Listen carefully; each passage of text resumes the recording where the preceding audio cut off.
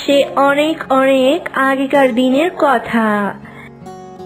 একটি গভীর বনের ভিতরে একটি ছোট্ট করে পুকুর ছিল। সেই পুকুরে একটি নীল পাতিহাঁস থাকতো। নীল পাতিহাঁস 3টে ডিম পেড়েছিল। সে বসেছিল কখন তার ছানারা বের হবে ডিম ফুটে। কারণ ওই পুকুরে শুধুমাত্র ওই নীল হাঁসটি একাই থাকতো, তাই তার খাবার সংগ্রহ করতেও কোনো অসুবিধা হতো না। একদিন সুন্দর সকাল বেলায় মা পাতিহাঁস উঠে বলল, আজকে আমার ডিম ফুটে বাচ্চা বের হওয়ার সময় হয়ে এসেছে। আমি খুব খুশি, আমি আমার বাচ্চাদের সাথে খেলতে পারবো। আমার সোনারা, দেখি ডিমে আরো পা দে, বাচ্চারা তাড়াতাড়ি বেরিয়ে আসো। মা পাতিহাঁস অনেক খুশি ছিল, তাই ডিমে আবারও তা দিতে শুরু করলো।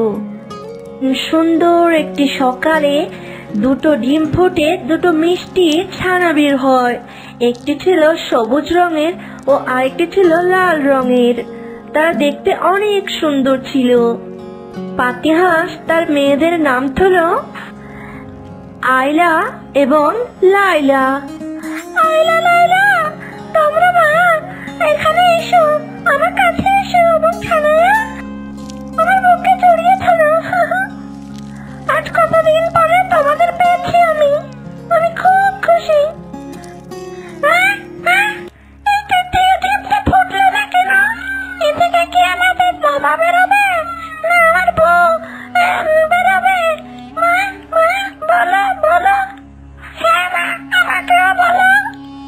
এই ডিমটা মনে হয় আরো তা দেওয়ার প্রয়োজন আছে। দেখি বাচ্চারা, চলো এই ডিমটা আর একটু তা দিই, তুমি এখানে বসে থাকো।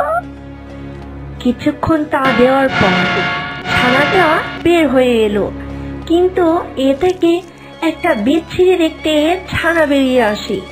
তবে সেটি ছিল একটি ছেলে ছানা। এত কালো বিচ্ছিরি, এত কেমন ছানা বেরিয়েছে। মা দেখো, একে আমরা বাবা বলে মানি না।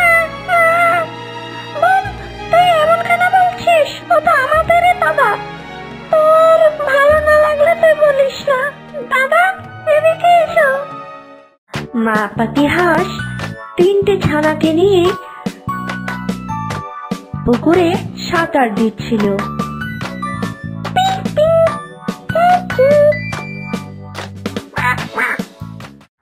এমন ভাবে অনেক দিন কেটে থাকলো। এদিকে 3টে হাঁস ছানায় অনেক বড় হয়ে গেল। নীল হাঁসের 2 মেয়ে লায়লা এবং আয়লা, তাদের বিয়ের বয়স হয়ে এলো। তাই তার দাদা বাণিজ্য করার জন্য বেরিয়ে পড়লো। ফিরে এসে তাদের বোনের বিয়ে দেবে।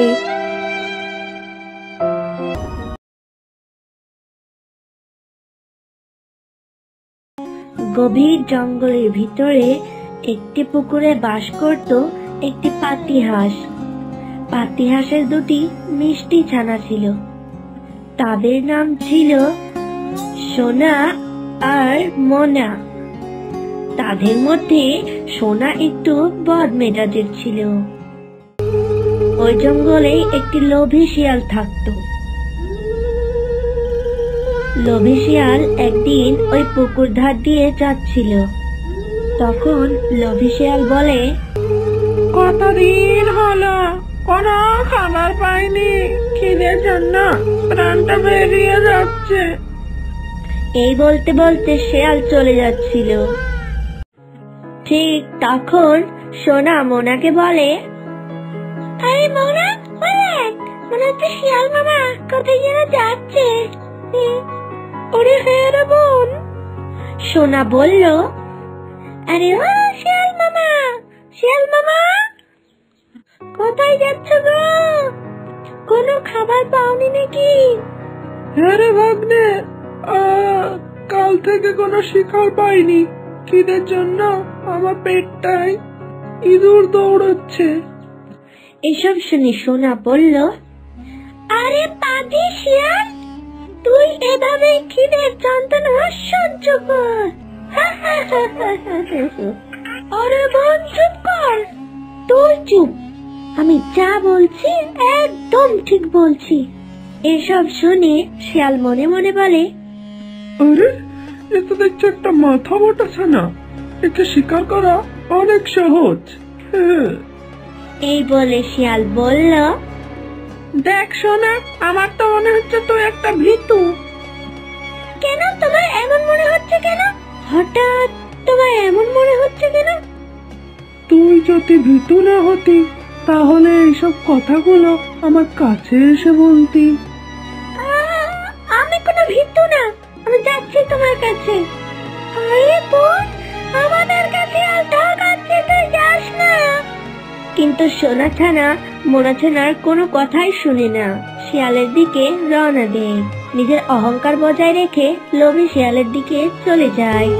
তখনই ছানাটিকে শিয়াল মুখে নিয়ে চলে যায়, আর এদিকে মোনা অনেক কান্নাকাটি করতে থাকে। মায়াপুর নামের একটি ছোট্ট জঙ্গলে একটি পুকুর ছিল। সেই পুকুরে অনেক হাঁস দম্পতিরা বসবাস করত। তারা নদীতে যখন খাবার সংগ্রহ করছিল, তখন রূপা করিমকে বলে, এই শোনো না, আজকে রাতে মনে হয় আমার ডিম দেওয়ার সময় হয়ে এসেছে। আজকে আমি মনে হয় একটি ডিম দেব, তো কোনো সুরক্ষিত স্থান দেখে আমাকে নিয়ে চলো না। কি বললে গিন্নি? আমি বাবা হতে চলেছি? বাহ বাহ, আজ যে আমার কি আনন্দ হচ্ছে গিন্নি। ঠিক আছে গিন্নি, আমি তাহলে তোমার জন্য একটি নিরাপত্তা স্থান খুঁজে আসছি। আমি আসছি। এই বলে করিম হাঁস তখন একটি নিরাপত্তা স্থান খুঁজতে যায়, আর ওদিকে রূপা হাঁস খাবার সংগ্রহ করতে থাকে। সাঁঝ হয়ে আসে, তখন করিম হাঁস একটি নিরাপত্তা স্থান খুঁজে পায় এবং সেখানে রূপাকে নিয়ে যায়। রূপা, ও রূপা, এই দেখো কত নিরাপত্তা স্থান খুঁজে পেয়েছি। ভালো না এই স্থানটা, বলো? হ্যাঁ হ্যাঁ, অনেক সুন্দর। জঙ্গলের পশুরা যদি আক্রমণ না করে তবেই বাঁচান বাবা, আমার ডিমগুলো নয়তো রক্ষা হবে না। এই বলে রূপা সেই ঝোপে বসে পড়ল এবং করিম হাঁসও তার পাশে বসে থাকলো। পরের দিন সকালে তারা একটি ডিম দেয়, আর তারা দুজন অনেক খুশি ছিল। এত খুশি কোথায় রাখে, তারা দুজন অনেক খুশি ছিল। তো করিম হাঁস বলল, গিন্নি গিন্নি, শোনো, তোমার আজ থেকে আর খাবার সংগ্রহ করতে যেতে হবে না। তুমি এই ডিমগুলো চা দাও, আরো ডিম পারো, ঠিক আছে? আমি তোমার জন্য খাবার সংগ্রহ করে নিয়ে আসবো, তুমি থাকো এখানে। তুমি এত খুশি হয়ে গেছো এই ডিমগুলো দেখে? জান, তবে আমি ভাবতেও পারিনি তো তুমি এত খুশি হবে।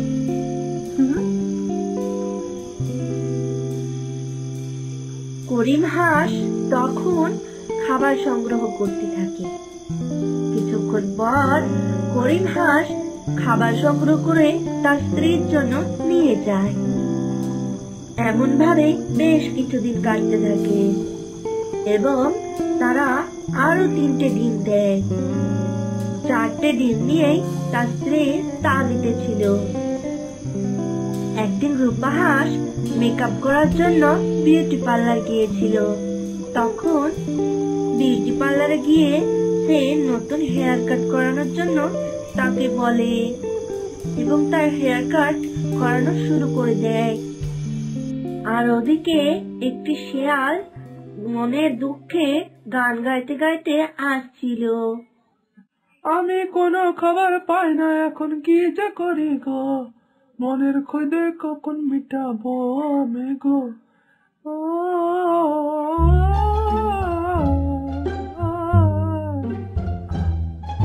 এমন ভাবে শিয়ালটি কান দিয়ে যেতে থাকছিল। তখনই তার নজরে ওই ডিমগুলো পড়ে যায় এবং সে বলতে লাগলো, আরে এই তো কতগুলো ডিম, আমার তো জিভে জল চলে আসছে। অনেকদিন কিছু তো খাইনি। যাকে কিসের ডিম হতে পারে তবে এগুলো? যাকে তাদের আর কাজ নেই, আমি এই ডিমগুলো আজ খাবো। ততক্ষণে বিউটি পার্লার থেকে রূপা হাঁস চলে আসে এবং শিয়ালের সামনে পড়ে যায় এবং শিয়ালকে বলল, এই শিয়াল, তোর সাহস তো কম নেই, তুই আমার ডিমের দিকে তাকিয়েছিস, দেখবি তোকে আমি একটা ঠাস করে চড় মারবো। আরে তোমার তো ডানা আছে, তোমার তো হাত নেই। মরে মরে এবার কি রে বাবা, মরে মরে ডেল সেটা বা কি বাবা, শিয়ালটা মনে হয় মাথার তার কাটা। একে আরেকবার মরে মরে ডালকে লিপ্ত করে ডিমগুলো নিয়ে পালাতে হবে। হ্যাঁ, এটাই ঠিক হবে, নইলে ও আমার ডিমগুলোকে আদৌ খেতে হবে না। এই শিয়াল, এই এসব মরে মরে বন্ধ করবি তো মার খাবি, দেখবি আমি তোকে এক্ষুনি বন্দুক দিয়ে তোর মাথা ফুটো করে দেবো। আরে কিন্তু তো তোমার কাছে তো বন্দুকই নেই। মরে মরে মরে মরে পালাই বাবা এই সুযোগ। শিয়াল ওদিকে মরে মরে করতে থাকে আর ওদিকে রূপা হাঁস তার ডিমগুলোকে নিয়ে জলের মধ্যে চলে যায়। শিয়ালের যখন মরে মরে করা শেষ হয়ে যায় তখন শিয়াল তাকিয়ে দেখলো সেখানে রূপা হাঁস নেই এবং তার সাথে ডিমগুলো আর নেই।